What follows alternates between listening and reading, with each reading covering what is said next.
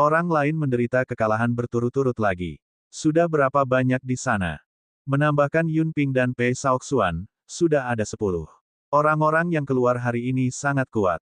Memang niat kami sudah terlihat jelas. Sial, jika terus begini, mustahil bagi siapapun untuk memperoleh 60 kemenangan berturut-turut. Seiring berjalannya pertandingan, selain beberapa penggarap yang masih memiliki kartu truf, talenta luar biasa lainnya berakhir dengan tragedi. Ada orang yang bahkan tidak bisa meraih 10 kemenangan berturut-turut. Bahkan ada orang yang mengalami 18 kekalahan berturut-turut. Suasana tempat itu menjadi mengerikan. Orang tua berjubah abu-abu itu berkata tanpa ekspresi, nomor 56, Ding Fengchou. Ding Fengchou melompat dengan lembut dan melayang kering gulat. Dia menangkupkan tangannya, membungkuk ke arah penonton di sekitarnya dan berkata, saya Ding Fengchou dari Gerbang Pedang Surgawi. Tolong berikan saya bimbingan Anda. Akhirnya giliran Ding Fengchou. Saya harap dia tidak dikalahkan. Saya bertaruh sekitar 60.000 batu roh kelas medial padanya.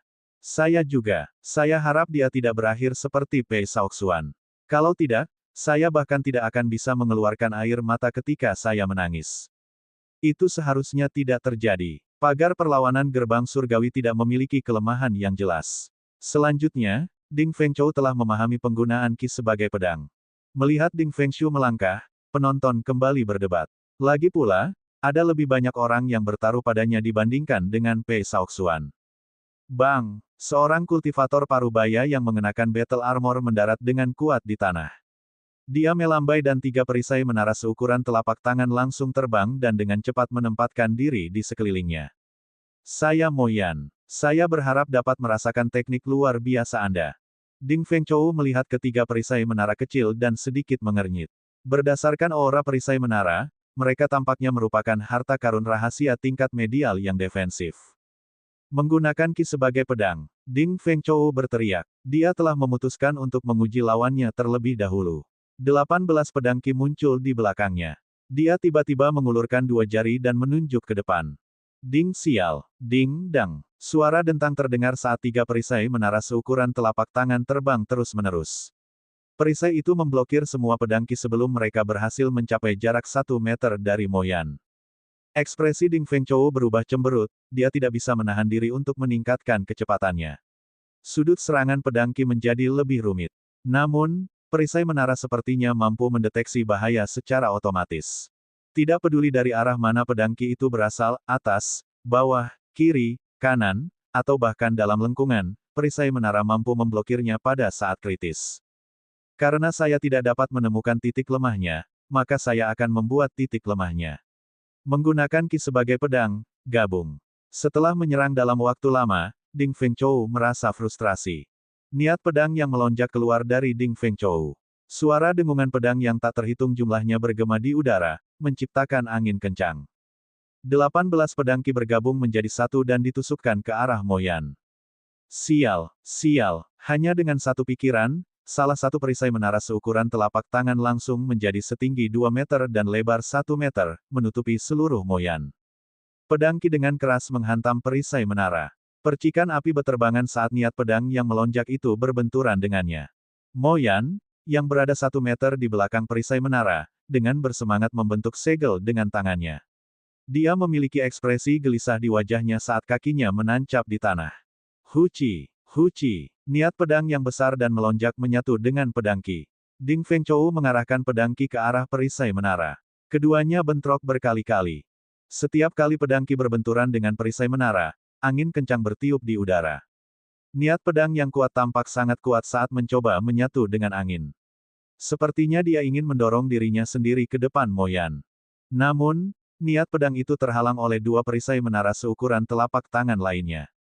Menariknya, masih belum pecah. Keadaan pembantaian, gabung. Ding Fengchou mendengus dingin dan pedang Qi langsung berubah menjadi merah. Aura pembantaian menyebar ke seluruh tempat. Dalam sekejap, udara tampak menjadi padat. Aura Ding Fengchou melonjak lagi.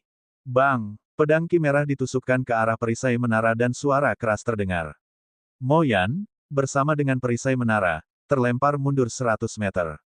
Ledakan. Setelah Mo Yan mendarat, energi pada pedang Qi diarahkan ke tanah, membuat lubang besar di dalamnya.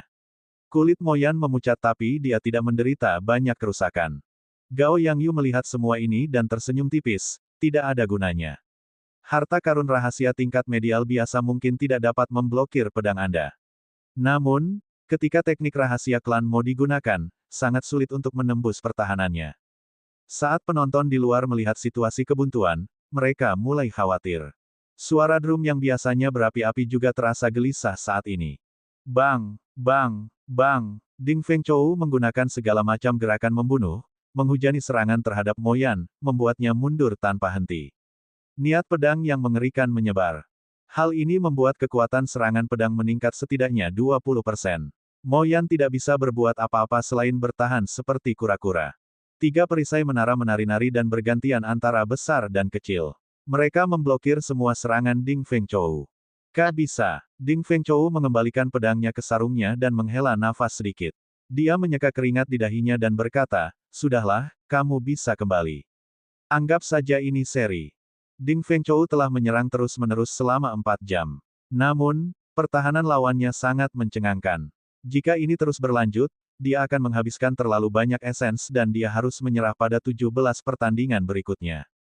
Oleh karena itu, Ding Fengchou tidak punya pilihan lain selain memilih hasil imbang. Lawannya adalah alat yang diciptakan khusus untuk melawan pagar perlawanan gerbang surgawi miliknya dan sulit untuk dihadapi. Tanda hubung tanda hubung tanda hubung. Ha, ha, ha, ha. Di atas menara tinggi, Gao Yangyu mulai tertawa terbahak-bahak. Setelah Ding Fengchou mengatakan itu, dia mendapatkan 6 juta batu roh kelas medial lagi. Selamat, Tuan Kota. Anda mendapatkan 6 juta batu roh kelas medial lagi. Beberapa lelaki tua di sekitarnya berdiri dan memberi selamat padanya. Senyuman Gao Yangyu tidak memudar dan dia mempertahankan suasana hatinya yang bahagia. Dengan semangat tinggi, dia berkata, orang berikutnya yang meraih semua kemenangan berturut-turut sepertinya adalah Jiang Zimo. Berapa banyak yang telah dipertaruhkan padanya? Kurang daripada Ding Fengchou. Namun, masih ada sekitar 3 juta. Gao Yangyu berkata dengan cemberut, teknik keajaiban non-mutual agak sulit untuk dihadapi. Namun, seharusnya tidak ada masalah jika saya menginvestasikan sejumlah sumber daya untuk membuatnya lelah dalam beberapa pertarungan. Kemenangan berturut-turut Ding Fengchou berakhir tetapi ia masih memenangkan 17 pertandingan lainnya. Dia telah memperoleh total 63 kemenangan. Jadi, tanpa harus mempedulikan hasil pertandingan 2 hari berikutnya, Ding Fengchou sudah memenuhi persyaratan seleksi putaran pertama. Penonton yang berada di tribun penonton merasa sangat disayangkan. Jika Ding Fengchou tidak dipaksa bermain imbang di babak pertama, dia mungkin menjadi orang pertama yang memecahkan rekor 60 kemenangan berturut-turut. Kutukan di antara kerumunan bahkan lebih intens daripada saat Pei Shaoxuan kalah, karena semakin banyak orang yang bertaruh pada Ding Fengchou. Pada akhirnya, Ding Fengchou bahkan tidak memperoleh 50 kemenangan berturut-turut, ia terjatuh pada pertandingan ke-47. Orang-orang yang bertaruh padanya telah kehilangan segalanya. Ketika Ding Fengchou berjalan melewati Jiang Zimo, dia berkata, memecahkan rekor 60 kemenangan berturut-turut akan bergantung pada Anda sekarang. Daya tahan teknik keajaiban non-mutual Anda sudah cukup bagi Anda untuk bertahan selamanya. Jiang Zimo menggelengkan kepalanya dan tersenyum, ini sulit. Teknik keajaiban non-mutual saya mungkin bertahan sangat lama, tetapi waktu hentinya juga lama. Setelah beberapa pertandingan, giliran Jiang Zimo. Lawan pertamanya adalah seorang lelaki tua yang berusia setidaknya 100 tahun, dengan esens yang sangat kental. Ketika Jiang Zimo merasakan aura orang itu, hatinya sedikit tenggelam. Keuntungan terbesarnya adalah setiap serangannya dapat mempertahankan kekuatan penuh dengan pengeluaran 10%. Bagi orang normal, jika mereka bertarung dengan kekuatan penuh untuk waktu yang lama, esensi mereka akan habis. Namun, esensi Jiang Zimo masih akan berkembang. Ini adalah salah satu hal yang aneh tentang teknik keajaiban non-mutual ini, salah satu dari 3 teknik budidaya peringkat surga tingkat rendah di Istana Iblis Segudang. Namun, lelaki tua ini, yang telah hidup untuk jangka waktu yang tidak diketahui, akan menjadi masalah yang harus dia hadapi. Setelah menahan diri begitu lama, lelaki tua itu pasti tidak akan kekurangan esens. Bang, bang, bang. Setelah keduanya membungkuk satu sama lain, mereka mulai bertarung langsung. Mereka bertukar pukulan demi pukulan, bertarung dengan kekuatan penuh. Esensi yang kuat bergema di sekitar tempat itu. Setiap kali serangan mereka bentrok, lubang besar akan muncul di ring gulat. Ledakan hebat terdengar di telinga semua orang. Bahkan suara genderang pun tenggelam di dalamnya. Keduanya terus bertarung seperti ini tanpa kenal lelah. Kekuatan serangan keduanya hampir sama. Kini, mereka berkompetisi siapakah esens yang bisa bertahan paling lama. Setelah 1000 gerakan, pertarungan keduanya mengakibatkan ring gulat besar itu menjadi sangat rusak, sehingga tidak ada tempat tersisa yang utuh. Wajah lelaki tua itu mulai pucat, dan serangannya mulai melemah. Adapun Jiang Zimo, dia masih terlihat tenang, tidak ada perubahan yang terlihat pada sikapnya. Serangannya membuat udara bergetar dan berdengung, dan kekuatannya sepertinya tidak berkurang. Bang! Keduanya saling bertukar serangan lagi.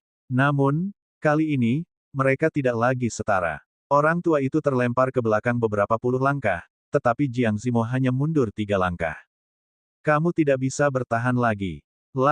Jiang Zimo tersenyum lembut dan terbang ke depan, mengirimkan serangan telapak tangan ke dada lelaki tua itu.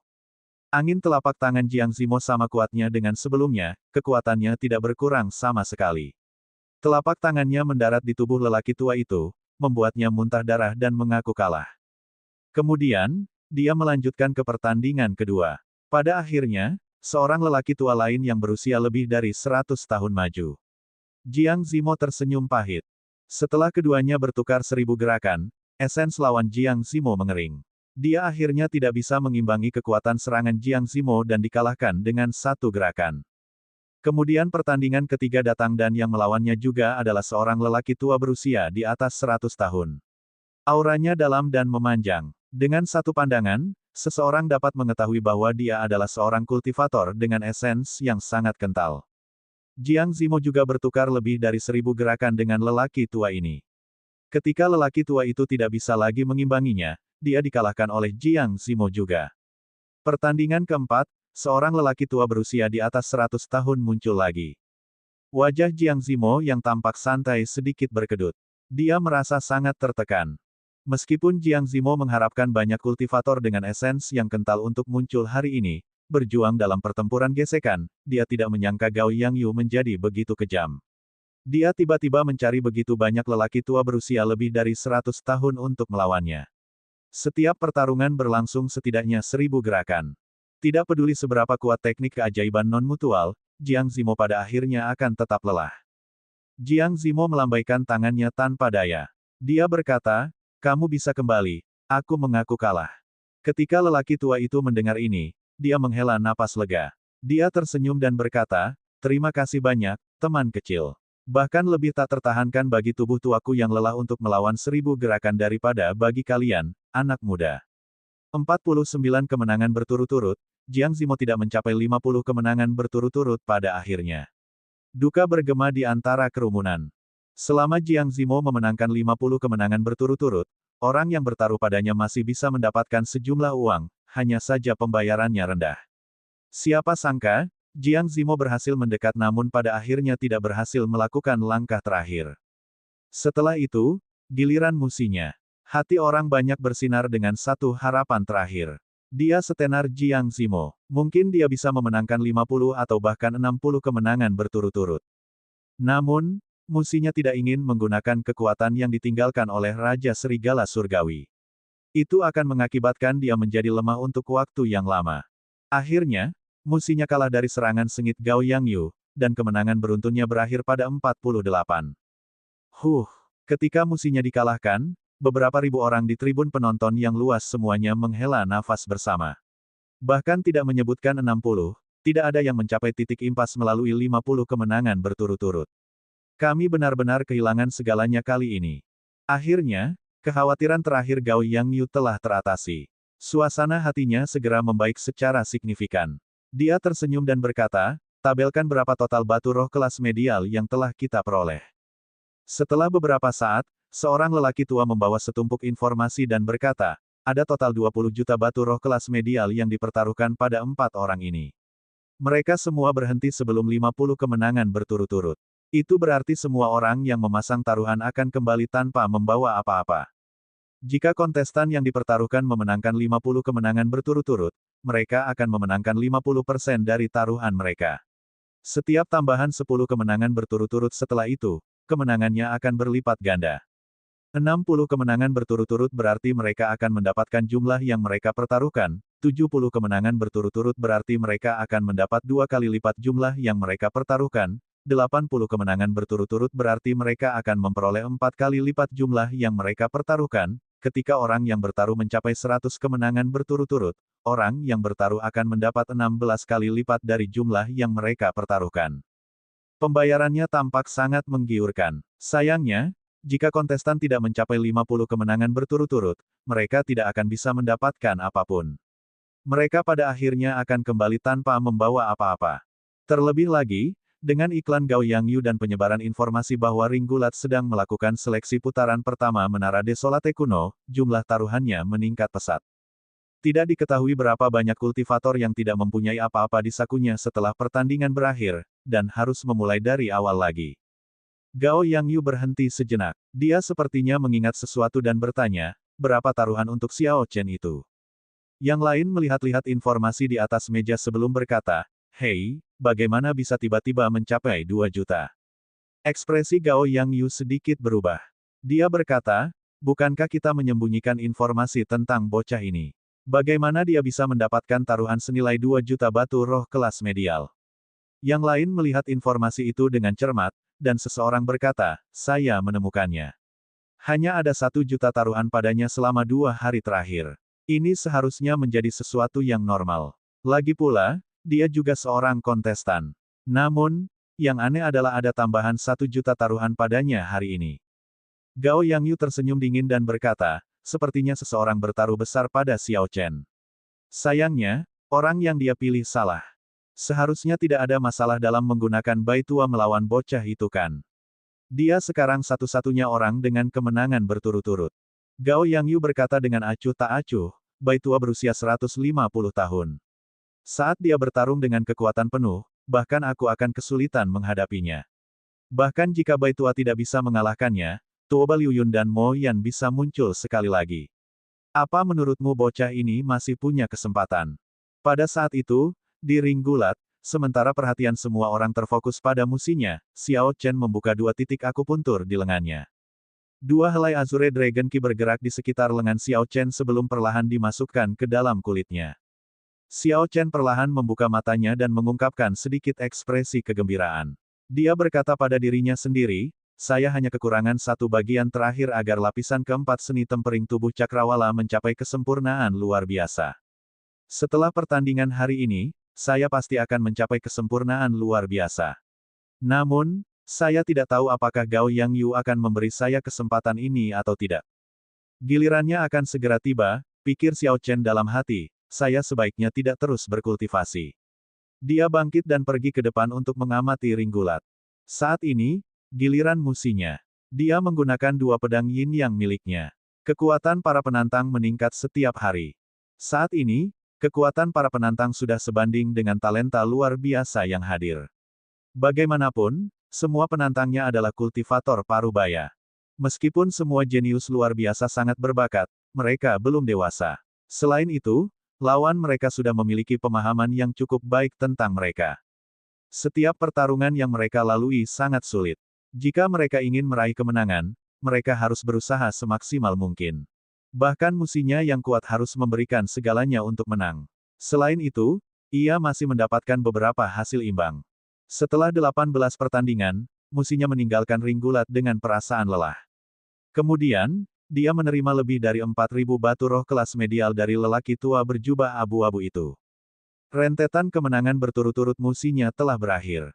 Itu berakhir cukup awal, memberinya hanya 50 kemenangan berturut-turut. Musinya mengangguk lembut pada Xiao Chen sebelum kembali ke sisi Jiang Zimo. Pei Shaoxuan sudah pulih dari luka-lukanya. Dia tersenyum pahit dan berkata, 60 kemenangan berturut-turut ini sangat sulit didapat. Tidak ada lagi harapan yang tersisa. Jiang Zimo tersenyum tipis, masih ada Xiao Chen.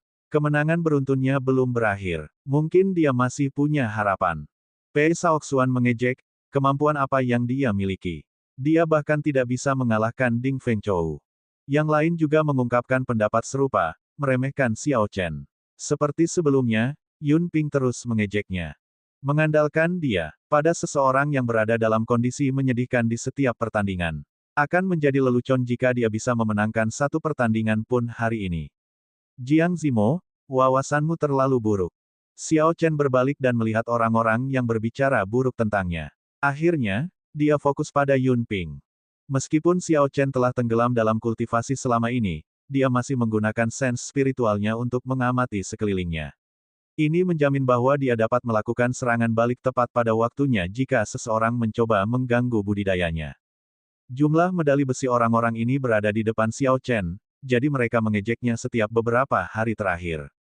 Bahkan seekor lalat pun tidak akan mampu mentolerir hinaan yang terus-menerus. Jadi, tidak peduli seberapa baik temperamen Xiao Chen, dia tetap akan merasa kesal. Yun Ping telah menderita 17 kekalahan berturut-turut hari ini dan mengalami luka parah. Dia bahkan mungkin tidak bisa pulih besok. Saat ini suasana hatinya sedang buruk. Saat dia merasakan tatapan Xiao Chen, dia berteriak dengan marah, "Apa yang kamu lihat? Apa yang ingin kamu lakukan? Tidak bisakah kamu mentolerir beberapa kata? Kamu pikir kamu siapa?" Menjengkelkan, Xiao Chen sedikit mengernyit. Dia mendorong dirinya dari tanah dan sosoknya melintas, tiba di hadapan Yun Ping. Sebelum Yun Ping sempat bereaksi, Xiao Chen menamparkan wajahnya. Suaranya terang dan bergema, mengejutkan semua orang. "Beraninya kamu memukulku. Kamu." Wajah Yun Ping membengkak karena tamparan itu. Darah menetes dari sudut mulutnya. Namun, yang terpenting adalah hal ini terjadi di depan semua orang. Tamparan ini benar-benar mempermalukan Yun Ping, membuat reputasinya anjlok. Ada pepatah, saat Anda memukul seseorang, jangan pukul wajahnya. Namun, Xiao Chen sepertinya tidak peduli. Bisa. Yun Ping mengungkapkan niat membunuh saat tangan kanannya menggenggam gagang pedangnya. Yun Ping hendak menghunus pedangnya dan menyerang, tapi Xiao Chen tidak memberinya waktu untuk melakukannya. Dia menamparkan pipi kiri Yun Ping dengan punggung tangannya. Tamparan itu begitu kuat hingga mengangkatnya dari tanah. Stand penonton menjadi sangat sunyi. Beberapa orang sangat terkejut hingga rahang mereka terbuka lebar dan mereka memandang Xiao Chen dengan tidak percaya. Sepertinya mereka baru pertama kali melihat Xiao Chen. Xiao Chen saat ini sangat dingin. Ki pembunuhnya telah ditarik dan belum dilepaskan, tetapi semua orang bisa merasakan kedinginan. Xiao Chen tampak seperti orang yang benar-benar berbeda dibandingkan dengan dirinya yang sebelumnya tenang dan acuh tak acuh. Jeritan menyedihkan terdengar saat Xiao Chen menendang dada Yun Ping. Tempat yang dia tendang kebetulan berada di tempat Yun Ping terluka hari ini. Cedera itu sebelumnya telah merusak organ dalam Yun Ping. Dia baru saja pulih sedikit ketika Xiao Chen menendangnya ke sana, menyebabkan lukanya semakin parah. Rasa sakit yang hebat hanyalah masalah kecil. Namun, karena cederanya semakin parah, dia tidak akan bisa pulih dalam 2 hari berikutnya. Itu berarti Yun Ping sudah gagal dalam seleksi putaran pertama. Beberapa orang di kerumunan berpikir dengan sedih, Xiao Chen pasti sengaja menendang tempat itu, dia benar-benar kejam. Xiao Chen tidak bergerak dan membiarkan mereka mengatakan apapun yang mereka inginkan. Namun, ketika dia benar-benar bergerak, Yun Ping kehilangan kualifikasi untuk melanjutkan seleksi. Orang-orang yang biasanya mengejek Xiao Chen dengan cepat melarikan diri, bersembunyi di berbagai sudut, mereka berusaha menghindari pandangan Xiao Chen. Xiao Rou memandang Yun Ping yang tergeletak di tanah dengan ekspresi sedih dan sedih. Dia mendengus dingin dan berkata, "Itu benar. Mari kita lihat apakah kamu berani terus melontarkan kata-katamu." Bahkan dalam situasi ini, Ding Fengchou tidak terlalu terkejut. Dia tidak mengira bahwa Xiao Chen adalah seseorang yang mengikuti akal sehat atau seseorang yang peduli dengan konsekuensi. Jika tidak, Xiao Chen tidak akan mengambil tindakan terhadap Jin Wuji meskipun mengetahui identitasnya. Fakta bahwa Xiao Chen telah menghilangkan kecemerlangannya tidak berarti bahwa dia tidak memilikinya. Tidak menunjukkan emosinya bukan berarti dia memiliki temperamen yang baik. Beginilah cara Xiao Chen bekerja. Sebagai seorang ahli pedang, dia tidak akan kekurangan ketajaman dan harga diri. Jika Xiao Chen ingin menyingkat niat pedang, bagaimana dia bisa membiarkan orang mempermalukannya terus-menerus seperti itu? Ding Fengchou menarik pandangannya dan berhenti berpikir terlalu banyak. Dia hanya meningkatkan penilaiannya terhadap Xiao Chen di dalam hatinya lebih tinggi.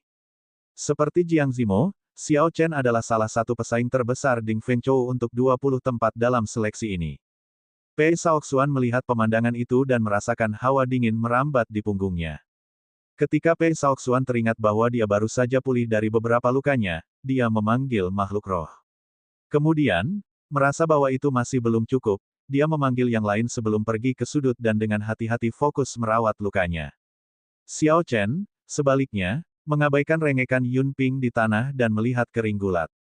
Yun Ping sudah cacat dan tidak bisa memasuki menara desolate kuno. Dia tidak akan membahayakan Xiao Chen.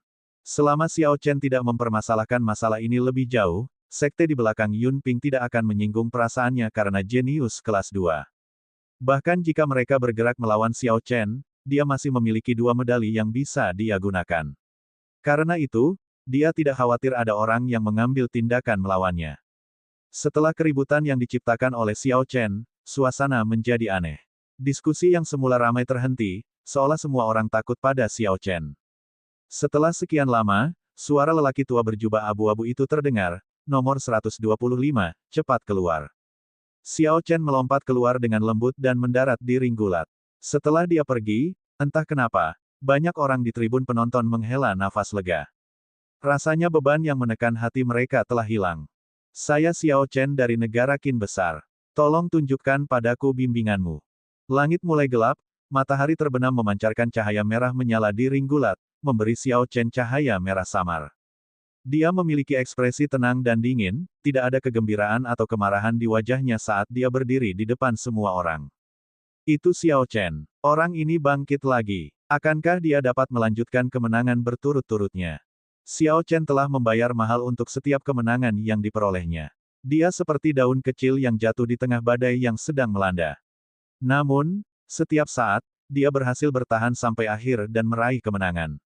Bisakah Xiao Chen terus menang? Tidak ada yang mengira Xiao Chen bisa.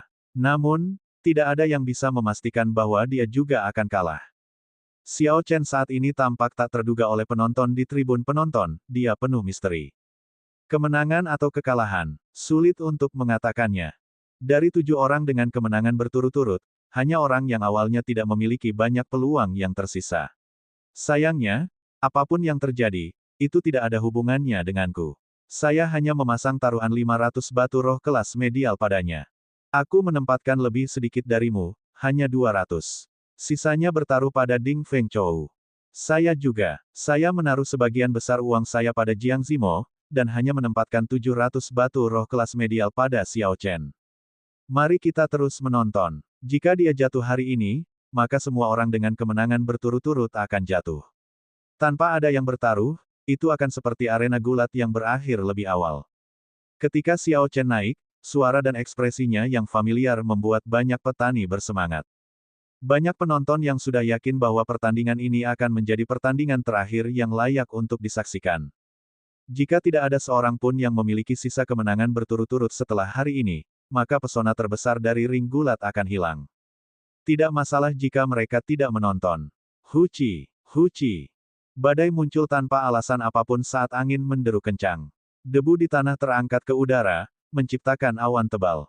Xiao Chen berpikir, angin kencang ini hanyalah hasil dari aura murni. Bahkan sebelum orang ini tiba, auranya sudah begitu kuat. Dia jelas tidak sederhana. Xiao Chen menyipitkan mata, dan dia melihat seorang lelaki tua perlahan turun dari langit. Orang yang datang itu mendarat dengan kokoh di tanah. Jenggot dan alisnya putih dan wajahnya dipenuhi kerutan. Dia tampak sangat tua dan suaranya serak. Dia berkata dengan acuh tak acuh, "Saya Bai Mufeng, saya datang untuk meminta nasihat Anda." Tanpa diduga, itu adalah Bai Mufeng. Orang tua ini sudah puluhan tahun tidak keluar. Saya pikir dia sudah mati. Sepertinya saya ingat bahwa orang ini sering keluar untuk mengakhiri kemenangan berturut-turut para kultivator 50 atau 60 tahun yang lalu. Setelah itu, tidak ada kabar tentang dia. Tanpa diduga, dia muncul kembali hari ini. 50 tahun yang lalu, dia sudah menjadi raja bela diri kelas tinggi. Pikirkan betapa mengerikannya kultivasinya sekarang, dia seharusnya bisa membunuh Xiao Chen dengan mudah. Kalau terus begini, kita sudah selesai sepenuhnya. Orang terakhir dengan kemenangan berturut-turut akan segera dikalahkan. Di atas tribun penonton, ketika penonton mendengar lelaki tua berambut putih itu menyebutkan namanya, mereka semua menggelengkan kepala. Beberapa dari mereka sebelumnya optimis dan menganggap Xiao Chen masih bisa memenangkan beberapa pertandingan lagi berturut-turut. Kini, mereka tak lagi berani berharap. Sayangnya, perbedaan dalam budidaya terlalu besar. Ledakan. Bai Mufeng mengabaikan suara-suara di sekitarnya. Tepat setelah dia berbicara, pedang sepanjang 1 meter muncul di tangannya dan dia menyerang. Bai Mufeng mengirimkan pedang Qi yang tebal, panjangnya lebih dari 20 meter. Ketika pedang Qi bergerak, sepertinya udara itu terbelah menjadi dua. Xiao Chen mendorong dari tanah dan dengan cepat menghindar ke samping. Ledakan. Kaki Xiao Chen baru saja meninggalkan tanah ketika pedang tebal Qi mendarat di tempatnya berdiri sebelumnya. Terjadi ledakan keras dan jurang yang dalam dan panjang muncul di tanah. Ini menarik. Bukannya menurun, esensnya justru malah melonjak dari sebelumnya, seru penonton di tribun penonton saat melihat adegan ini terungkap. Ledakan, ledakan, ledakan. Angin kencang bertiup saat sosok Bai Mufeng melintas. Dia mengirimkan 4 helai pedang Qi satu demi satu. Keempat bilah pedang Qi saling terkait satu sama lain dan berputar tanpa henti. Setiap helai pedang Qi panjangnya lebih dari 20 meter. Mereka bergerak seperti angin puyuh saat jatuh dari langit, menekan ke arah Xiao Chen. Potongan pedang badai. Teknik inilah yang membuat Bai Mufeng terkenal. Teknik pedang ini turun dari langit dan tidak bisa dihindari. Orang tua ini masih kuat. Saya ingat dia dulu hanya bisa mengirimkan 2 helai pedang Qi. Sekarang, dia bisa mengirimkan 4. Ketika orang banyak melihat Hurricanes Sword Chop, beberapa ahli pedang mulai mengomentarinya. Xiao Chen mendongak tetapi dia tidak bisa lagi melihat dengan jelas 4 helai pedang Qi yang berputar, dia hanya bisa melihat gambar buram. Teknik pedang yang naik ke langit membawa kekuatan tertinggi. Ketika perlahan-lahan menekannya, Xiao Chen merasa seolah-olah ada gunung yang menekannya, tidak membiarkannya menghindar. Saat gunung menimpa Anda, di mana Anda bisa menghindar? Hurricanes Sword Chop adalah teknik yang memang telah mencapai tingkat yang mengerikan. Teknik pedang yang luar biasa. Xiao Chen mengerutkan kening saat dia memujinya dalam hati. Tanpa diduga, dia tidak bisa mengelak. Karena aku tidak bisa mengelak, maka hancurkan aku. Meneriakkan seruan perang, Xiao Chen membuka titik akupuntur di telapak tangannya. Untaian naga Qi mulai berkumpul di lengan kanannya. Dalam sekejap, Xiao Chen merasa dirinya dipenuhi dengan energi tak terbatas, dia merasa bahwa dia bahkan bisa menghancurkan gunung. Xiao Chen menyalurkan naga Qi ke jari-jarinya dan mengepalkan tangannya. Kemudian, dia naik ke langit, menuju ke pusat badai pedang chop. Kamu melebih-lebihkan dirimu sendiri. Jadi bagaimana jika kamu bisa memecahkannya? Bai Mufeng mendengus dingin. Esensinya melonjak dan pakaiannya berkibar. Hah! Angin bergerak maju mundur, berubah menjadi badai dan menderu-deru di atas ring gulat. Itu naik dan turun seperti ombak di lautan. Potongan pedang badai, pedang kelima. Potongan pedang badai, pedang keenam. Potongan pedang badai, pedang ketujuh. Momentum Bai Mufeng terus meningkat sambil terus mengayunkan pedangnya. Angin kencang menderu-deru, dan langit berubah warna. Ledakan, ledakan, ledakan. Pedang Qi menjadi semakin besar saat terbang menuju Xiao Chen terus-menerus. Ketika pedang Qi berputar, ia menciptakan badai yang mengerikan. Tanah retak, beberapa potongan besar tanah tidak dapat menahan kekuatan mengerikan ini dan melayang di udara. Brengsek, apa yang sedang dilakukan Bai Mufeng ini? Dia jelas-jelas mencoba membunuh Xiao Chen. Seseorang berseru. Karena angin, beberapa penggarap martial Saint tidak mampu berdiri kokoh, tubuh mereka bergoyang ke kiri dan ke kanan. Namun, Bai Mufeng tidak berhenti menyerang. Hanya ketika dia mengirimkan total 10 Hurricanes Sword Chops barulah dia perlahan berhenti. Bai Mufeng tidak bisa berhenti terengah-engah. Setelah dia selesai mengirimkan 10 jurus pedang ini, dia sepertinya sudah berumur 10 tahun lagi. Dia tampaknya menjadi sangat lemah dan lemah, tidak mampu mengeluarkan kekuatan apapun. Lapisan Hurricanes Sword Chop menjadi lebih besar dan kuat di setiap putaran. Itu tampak seperti rangkaian pegunungan tak berujung yang menyatu. Ekspresi semua talenta luar biasa di tribun penonton berubah. Hal ini terutama terjadi pada para petani yang tidak memiliki hubungan baik dengan Xiao Chen. Wajah mereka dipenuhi kegembiraan. Mereka tahu bahwa gerakan pedang 7 lapis ini memiliki kekuatan yang tak terbatas, itu bukanlah sesuatu yang bisa ditahan oleh Raja Bela Diri biasa. Xiao Chen bahkan mungkin mati di bawah gerakan pedang berlapis-lapis ini, dan bagi mereka, ini adalah sesuatu yang patut dirayakan. Adapun Jiang Zimo, Xia Xian, dan yang lainnya, wajah mereka dipenuhi kekhawatiran. Mereka tidak menyangka pertarungan sengit seperti itu akan terjadi di ring gulat. Namun Xiao Chen tetap tenang. Dia mengabaikan angin kencang di sekitarnya, serta pecahan batu yang berterbangan di sekitarnya. Dia mengangkat tangan kirinya dan memukul inti dari Hurricane Sword Chop yang paling depan. Merusak. Hurricane Sword Chop hancur, dan kekuatan besar melonjak ke tubuh Xiao Chen, membuat organ internalnya bergejolak. Pecahan pedang Qi menghujani Xiao Chen seperti pisau, meninggalkan banyak luka berdarah. Ledakan. Xiao Chen membuka titik akupuntur kedua di lengan kirinya dan menggabungkan dua helai naga Qi. Pukulannya menembus Hurricane Sword Chop kedua. Kemudian, Xiao Chen membuka titik akupuntur ketiga dan menerobos Hurricane Sword Chop berikutnya yang lebih kuat. Pada saat Xiao Chen mengumpulkan 5 helai naga Qi, dia telah mematahkan tebasan pedang badai yang ke-9. Sekarang, hanya Hurricane Sword Chop terakhir yang tersisa, yang terkuat. Isinya 10 helai pedang Qi. Pakaian Xiao Chen telah terkoyak oleh pedang Qi yang hancur, dan tubuhnya dipenuhi luka dengan berbagai ukuran. Faktanya, tidak ada satupun bagian dari pakaian Xiao Chen yang dibiarkan utuh. Jika bukan karena tubuhnya yang kuat, pedang Qi yang hancur ini akan mencabik-cabiknya. Melihat bahwa ini adalah Hurricane Sword Chop yang terakhir, Xiao Chen meraung, dan tato Azure Dragon di lengan kanannya tiba-tiba menjadi hidup. Tinju kanan yang belum digunakan Xiao Chen akhirnya meledak. Bang! Kekuatan naga menyebar dan menekan aura seperti gunung. Suara keras dan ledakan bergema, dan seluruh ring gulat tidak bisa menahan gemetar. Gemuruh. Tebasan pedang badai terakhir hancur menjadi helaian pedang Qi yang tak terhitung jumlahnya, dan jatuh ke tanah seperti hujan. Saat pedang Qi dicurahkan, Xiao Chen turun dari langit dan meninju ke arah Bai Mufeng.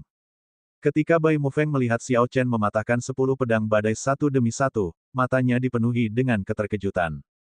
Bahkan dalam mimpi terliarnya pun dia tidak mengharapkan hasil seperti itu. Sekalipun dia menginginkannya, dia menyadari bahwa dia tidak dapat berbuat apa-apa. Dia telah menghabiskan seluruh esensnya pada Hurricane Sword Chop, dan dia tidak memiliki kekuatan lagi. Bang! Hanya dengan satu pukulan dari Xiao Chen, tubuh lemah Bai Mufeng terbang ke angkasa seperti layang-layang yang talinya putus. Puci! Puci! Pedang Qi yang jatuh menghantam tubuhnya tanpa henti, dan tak lama kemudian, ribuan lubang berdarah terbuka di tubuhnya. Ketika Bai Mufeng akhirnya mendarat, dia sudah lama meninggal. Angin kencang mereda. Penonton tidak bisa menerima apa yang terjadi di depan mata mereka. Pedang Qi yang dikirimkan Bai Mufeng telah patah semuanya dan dia akhirnya mati. Sial, bahkan setelah semua ini, dia tidak mati. Yun Ping menahan rasa sakit saat dia melihat Xiao Chen berdiri tegak di depannya. Hatinya dipenuhi dengan kebencian. Xia Xian dan yang lainnya menghela nafas lega. Pada saat yang sama, mereka tercengang dengan kekuatan Xiao Chen. Tanda hubung tanda hubung tanda hubung. Di menara tinggi, Gao Yangyu mempertahankan ekspresi tenang. Dia memandang Xiao Chen, yang penuh luka dan sedikit terengah-engah, dan berkata, suruh Tuoba Liu Yun bersiap untuk bergerak. Jangan beri orang ini waktu untuk mengatur napas. Saya tidak hanya ingin dia dikalahkan, saya ingin dia mati. Kekuatan yang ditunjukkan Xiao Chen membuat Gao Yangyu tidak lagi memiliki harapan untuk mengalahkannya dalam sekali jalan. Umur Bai Mufeng telah segera berakhir, jadi Gao Yangyu sudah puas karena dia berhasil membuat Xiao Chen berada dalam kondisi yang menyedihkan. Melihat ekspresi dingin Gao Yangyu, lelaki tua lain di ruangan itu merasa sedikit kedinginan. Tanpa diduga, Gao Yangyu bahkan tidak mengedipkan mata saat salah satu bawahannya meninggal. Sifat berdarah dingin seperti itu membuat mereka gemetar ketakutan. Dita, ya, darah dari luka Xiao Chen menetes ke tanah setetes demi setetes. Seluruh tubuhnya kesakitan. Sulit membayangkan bahwa seorang raja bela diri bisa mengirimkan pedang badai-badai 10 lapis. Mengingat esensi Xiao Chen, dia tidak akan mampu mendukung pengeluaran tersebut. Hanya monster tua seperti Bai Mufeng, yang hidup lebih dari 150 tahun, yang dapat memiliki esens yang cukup untuk ini. Sayangnya, Bai Mufeng tidak menyangka bahwa Xiao Chen memiliki Qi Azure Dragon, sesuatu yang setara dengan kekuatan setengah langkah Martial Monarch. Ini juga merupakan kartu truf yang tidak akan digunakan Xiao Chen kecuali dia tidak punya pilihan lain. Namun, begitu dia menggunakannya, setiap gerakan pembunuhan di bawah setengah langkah Martial Monarch akan dibatalkan. Bahkan jika Xiao Chen merasa luka barunya agak sulit untuk ditanggung, mengingat keadaan pikirannya, itu tidak akan mempengaruhi pertarungan. Luka luarnya tampak mengerikan, tapi itu hanya masalah kecil. Itu hanya rasa sakit, dia bisa menahannya. Sejarah. Anda singkat. Generator. Fana.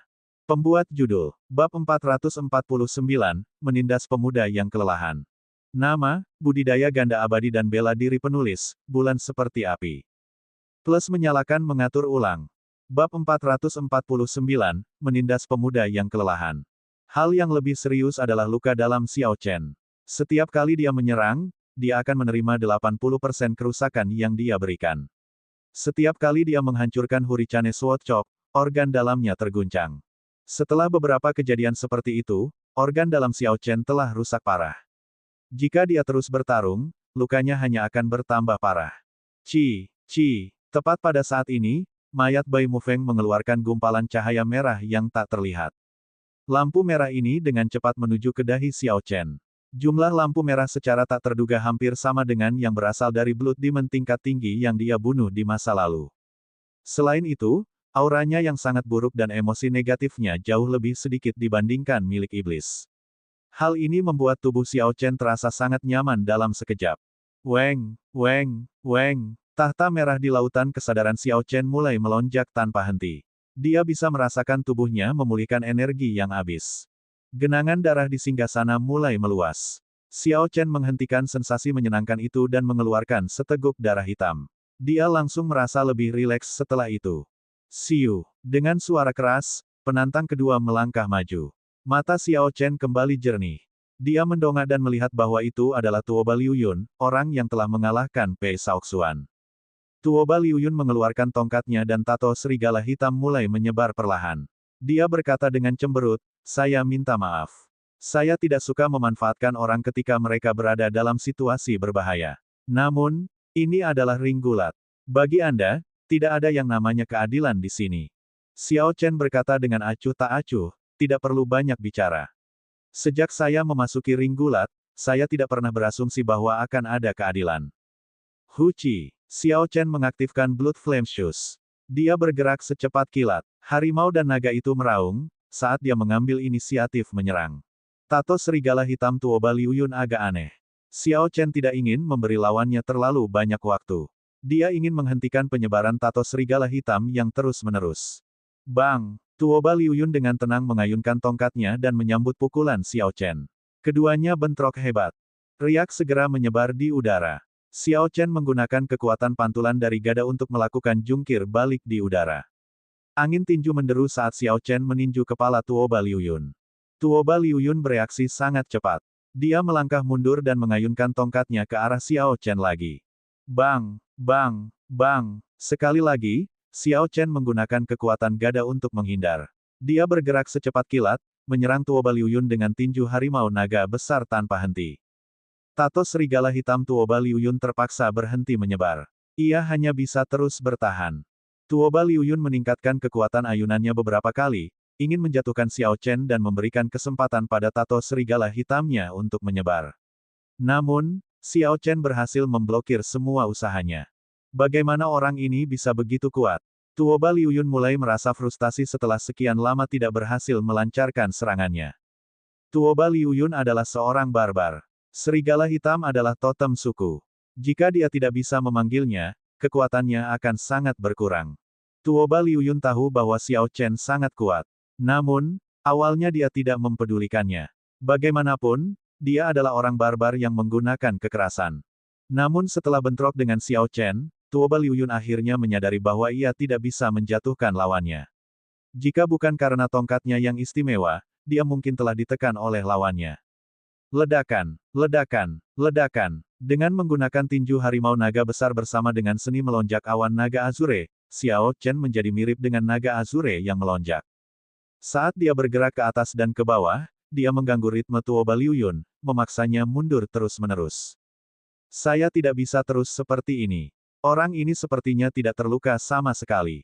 Saya perlu menjatuhkannya kembali dengan satu serangan dan memanggil totem saya. Gigi serigala meledak. Tuoba Liu Yun berteriak dan, saat dia mengayunkan tongkatnya, gambaran realistis seekor serigala hitam muncul. Itu membawa aura ganas yang menyelimuti tongkatnya. Mata aneh serigala hitam itu menatap Xiao Chen, seperti binatang dewa. Tatapannya membuat seseorang merasakan ketakutan di dalam hatinya. Tanpa diduga, energi aneh ini juga mendapat serangan mental. Xiao Chen tersenyum pada dirinya sendiri, sayangnya bagimu, itu tidak ada gunanya bagiku. Sudah waktunya untuk mengakhiri ini. Ledakan. Xiao Chen tidak lagi bermaksud menyembunyikan kekuatannya. Dia menggabungkan Vital Qi dan esensnya bersama-sama.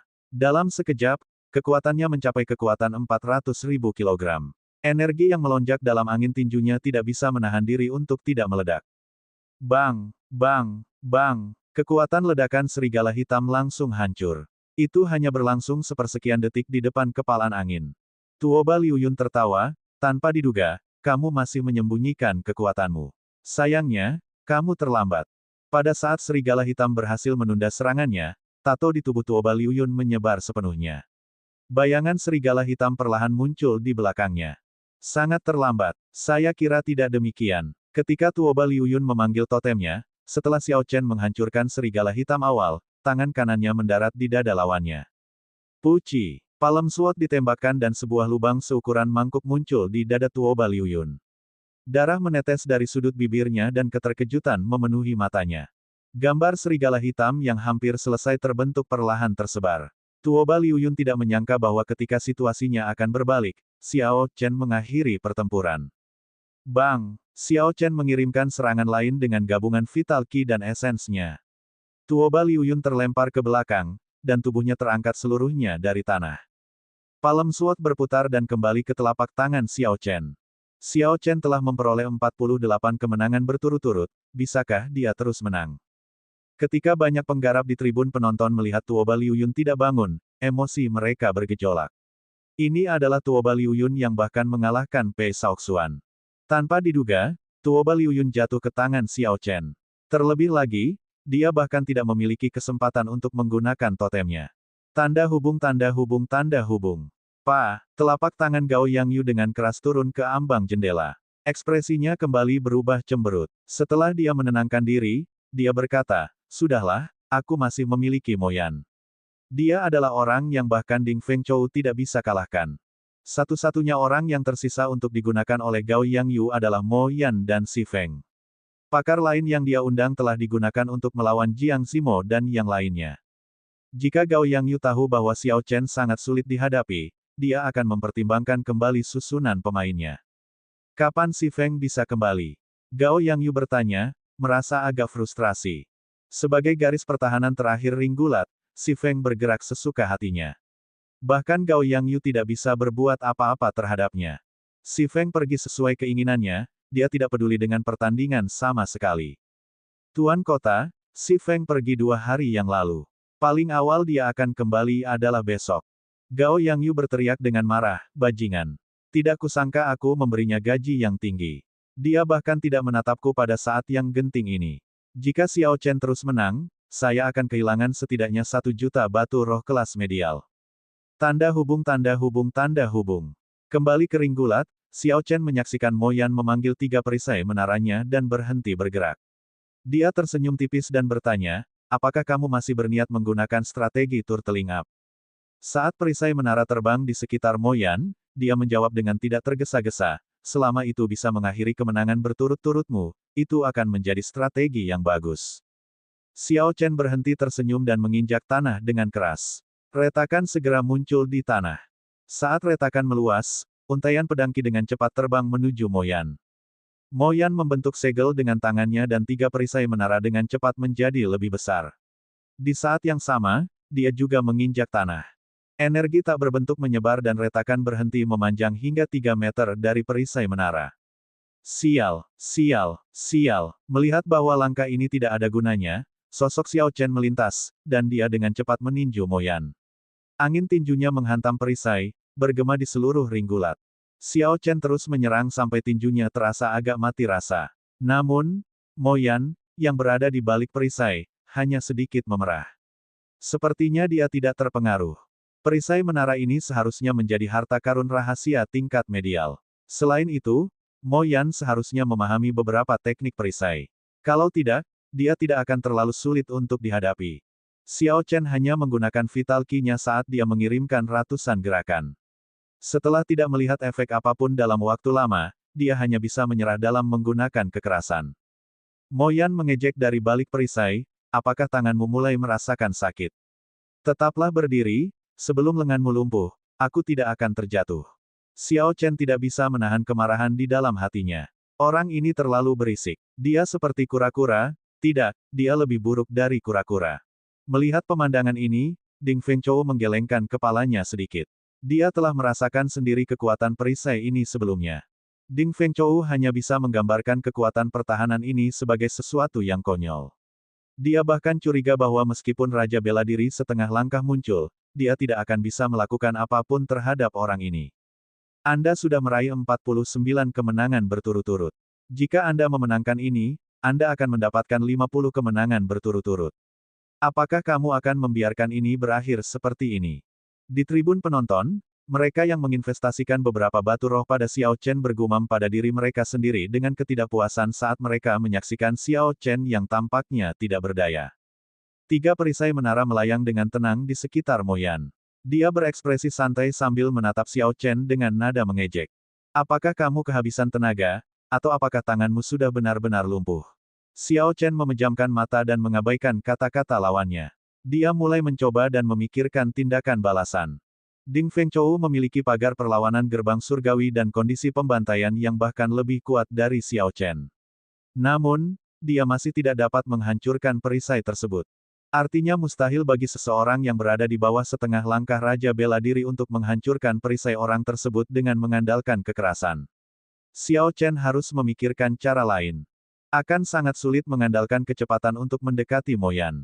Perisai tersebut memiliki kemampuan untuk mengikuti pergerakan musuh secara otomatis. Ini tidak akan berhasil kecuali Xiao Chen mampu bergerak lebih cepat dari Ma 4. Karena seseorang tidak dapat mengatasi masalah ini dengan kecepatan atau kekuatan, perisai ini membuat pusing siapapun yang berada di bawah setengah langkah Martial Monarch. Masalah ini dirasa tidak dapat diselesaikan. Seseorang sekuat Ding Fengchou hanya bisa mendapatkan hasil imbang. Itu dia. Setelah sekian lama, Xiao Chen membuka matanya. Bibirnya perlahan melengkung. Dia akhirnya memikirkan sebuah metode. Karena aku tidak bisa menerobos dengan kecepatan atau kekuatan, maka serangan fisik tidak ada gunanya. Namun, bagaimana dengan serangan mental? Energi mental Xiao Chen saat ini sangat kuat. Itu bahkan lebih kuat daripada Martial Monarch. Saat ini, Xiao Chen kurang dalam metode menyerang dan membutuhkan waktu lama untuk persiapan. Oleh karena itu, serangan energi mental tidak terlalu cocok untuk digunakan dalam pertarungan biasa.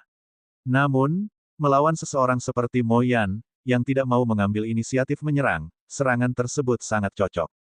Selama Xiao Chen bisa membuat lawannya menunjukkan kelemahan, dia bisa langsung menerobos. Tanpa perlindungan perisai, orang ini bukanlah apa-apa. Energi mental di lautan kesadaran Xiao Chen perlahan mulai melonjak. Setelah beberapa saat, ia terbentuk menjadi dewa. Di bawah kendali Xiao Chen, ia meninggalkan lautan kesadarannya dan menuju ke arah Mo Yan, yang bersembunyi di balik perisainya. Ketika dewa melewati perisai, Xiao Chen terkejut menemukan bahwa cahaya dewa meredup secara signifikan. Perisai ini secara tak terduga mempunyai efek melemahkan energi mental. Namun, itu tidak masalah. Itu hanya melemah dan tidak memblokir sepenuhnya. Itu sudah cukup untuk tujuan Xiao Chen. Ketika Mo Yan, yang bersembunyi di balik perisai, melihat Xiao Chen yang tampaknya tidak berdaya, dia menjadi sangat senang dengan dirinya sendiri. Dia hendak mengejek Xiao Chen ketika dia menemukan bahwa pemandangan di depannya berubah. Dia berada di tanah terpencil dan dewa dengan kekuatan tertinggi menjulang tinggi di langit. Apa yang sedang terjadi? Bukankah aku berada di kota gulat? Bagaimana saya sampai di sini? Mo Yan berpikir sambil melihat sekelilingnya. Oh tidak, ini adalah ilusi. Mo Yan dengan cepat bereaksi dan menggigit ujung lidahnya. Rasa sakit itu menyebabkan ilusi di hadapannya perlahan menghilang. Namun, pada saat Mo Yan mendapatkan kembali kejernihan pikirannya, dia menemukan bahwa Xiao Chen telah melewati perisainya dan hanya berjarak setengah meter darinya. Bagaimana kamu bisa masuk? Mo Yan berseru kaget. Namun, setelah dia mengatakan itu, dia tiba-tiba mengerti apa yang terjadi. Xiao Chen pasti memanfaatkan momen ketika perhatiannya teralihkan dan kehilangan kendali atas perisainya untuk melewati mereka. Bang! Bang! Jawab Xiao Chen menggunakan tinjunya. Dia mengirimkan semburan angin tinju, membuat Mo Yan mengerang kesakitan yang luar biasa.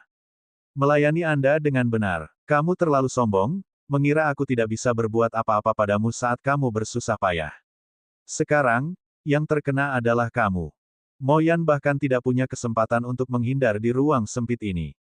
Xiao Chen baru berhenti setelah memukulinya setengah mati. Penonton yang berada di tribun penonton merasa pemandangan itu terlalu luar biasa. Mereka tidak dapat memahami bagaimana Xiao Chen berhasil menembus perisai yang tampaknya tidak memiliki titik lemah. Namun, setelah beberapa saat, ketika mereka akhirnya bereaksi, Xiao Chen telah memperoleh kemenangannya yang ke-49 berturut-turut. Penonton langsung bersorak-sorai. Setelah mengalahkan 3 lawan yang telah diatur Gao Yangyu untuk menghadapinya, dia hanya memiliki lawan normal yang tersisa, dan mereka jauh dari sekuat 3 lawan pertama.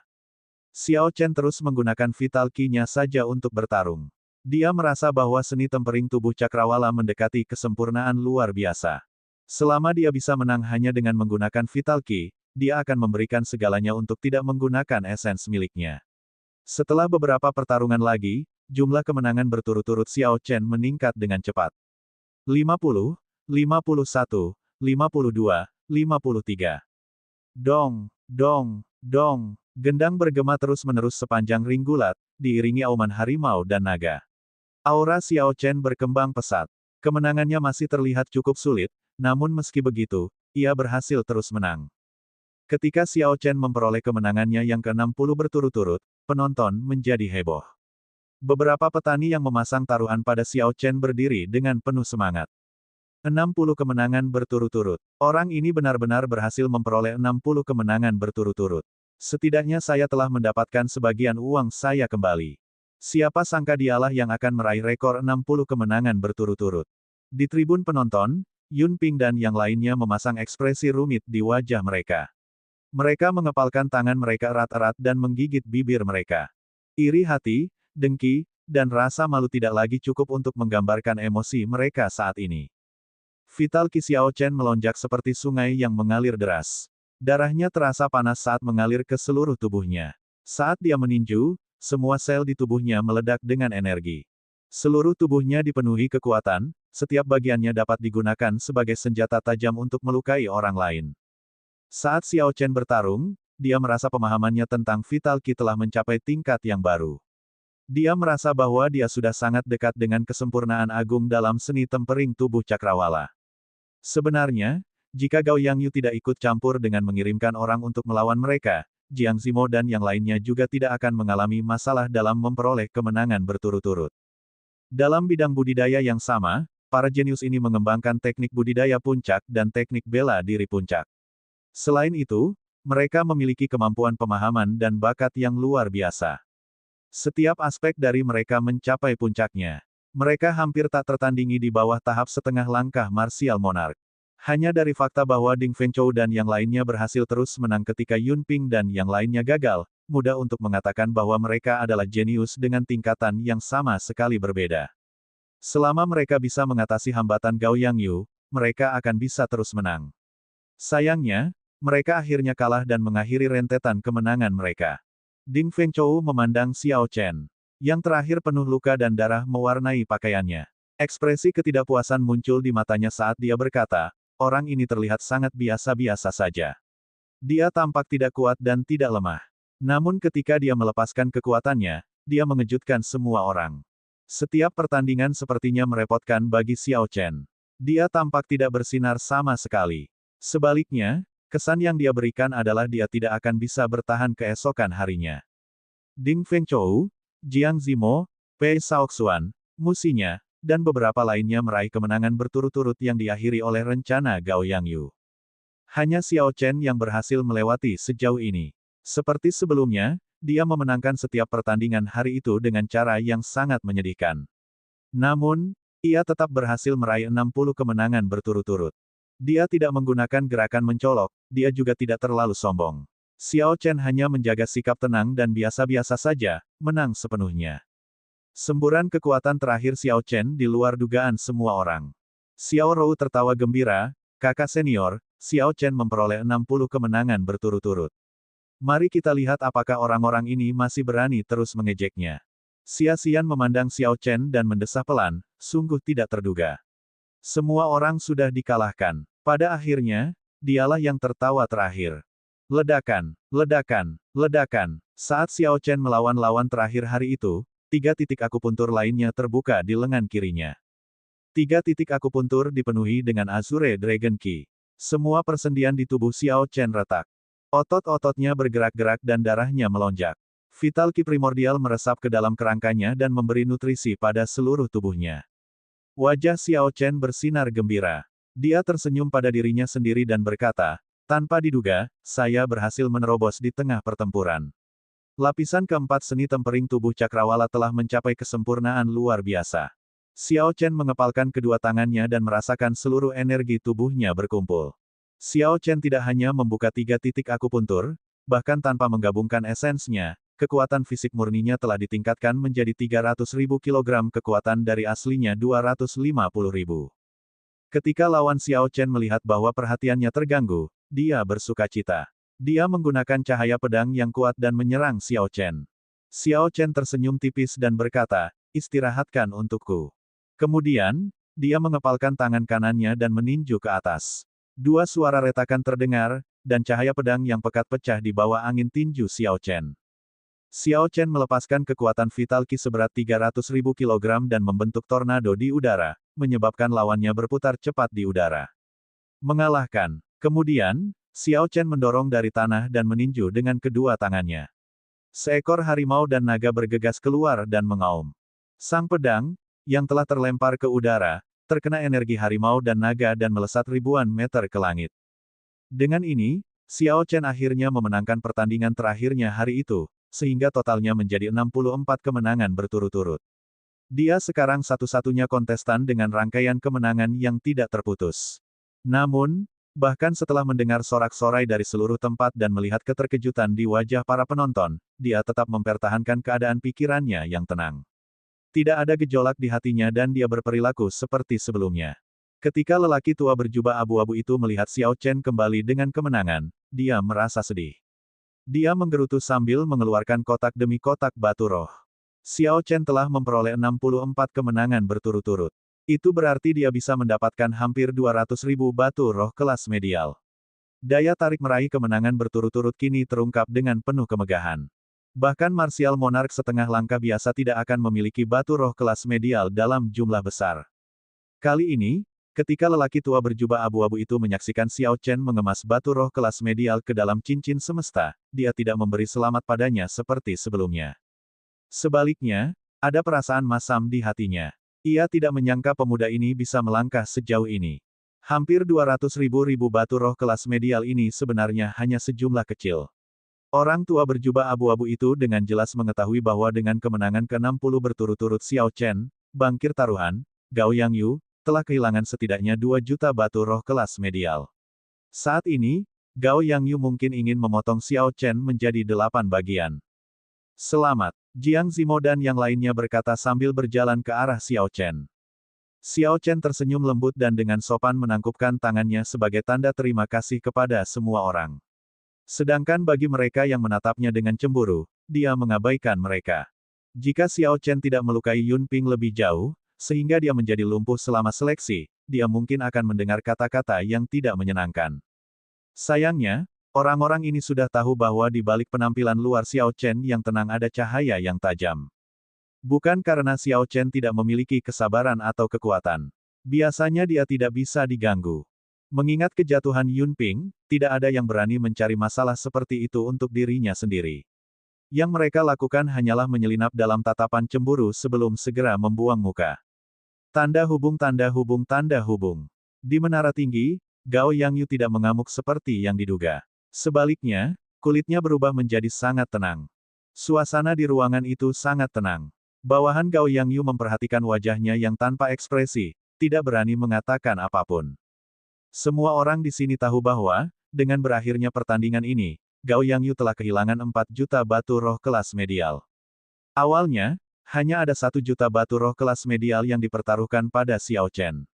Namun, siapa yang menyangka seseorang memasang taruhan lagi sebesar 1 juta padanya, membuat kerugian Gao Yangyu lebih dari 2 kali lipat.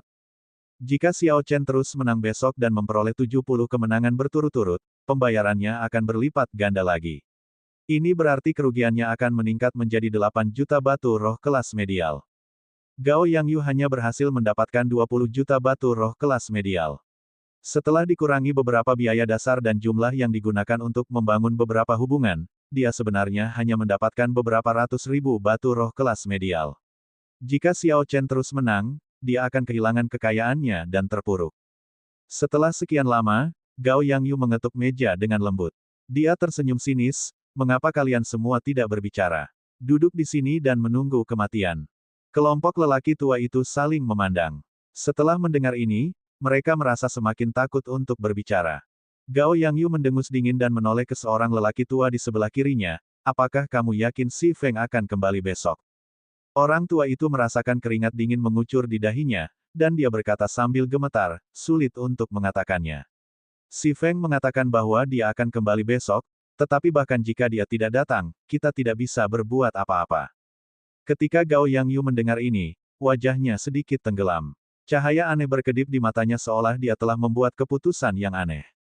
Jika Si Feng bisa bergegas tepat waktu untuk pertandingan besok dan mengakhiri Xiao Chen dengan kemenangannya yang ke-70 berturut-turut, meskipun Gao Yangyu akan menderita beberapa kerusakan, dia masih bisa mendapatkan beberapa ratus ribu batu roh kelas medial. Namun, jika Si Feng datang terlambat dan membiarkan Xiao Chen memperoleh 80 kemenangan berturut-turut, maka dia akan mengalami kerugian besar, penghasilannya selama beberapa tahun terakhir akan sama saja dengan hilang.